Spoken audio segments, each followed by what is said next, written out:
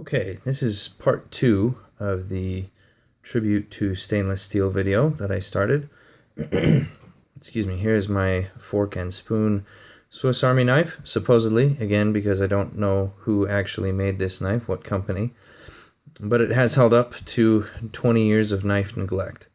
So I kind of ended off in my last video with the tribute to stainless steel talking about iron a little bit. So now that I have some more time, let's talk a little bit more about iron. But before I do that, I did forget to show one of the tools on this knife right here.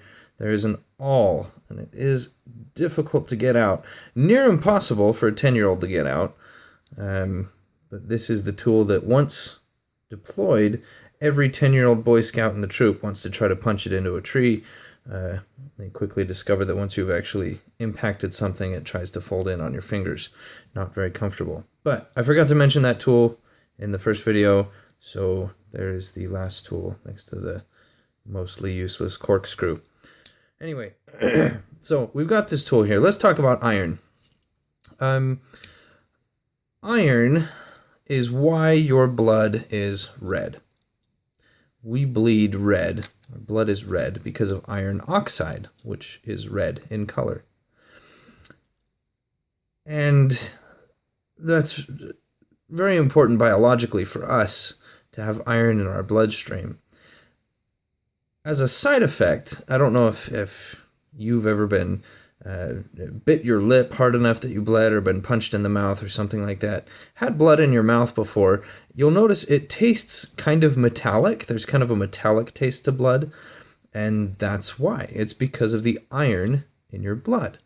That's there's the answer to the question. Why does blood taste metallic? So anyway, we're talking about stainless steel here. Stainless steel is mostly iron, but features a large portion, or a considerable percentage, of chromium. Now, I talked a little bit about iron oxide and what it does on metal. It changes the shape of the metal. When iron oxidizes, that oxide layer grows and it flakes and it spreads. And when chromium oxidizes, it doesn't. So we're getting to the reason why I think this knife is the ultimate tribute to stainless steel. A couple generations ago, all of our forebears tasted their cutlery. They tasted their silverware. Anytime a metal utensil was placed in their mouth, it tasted metallic, sort of like your blood does, because of the iron in the utensil, the iron in the steel. So they tasted their silverware along with the food, and it affected the tastes of their food. But the creation of stainless steel, introducing chromium into the mix, changed that for the world.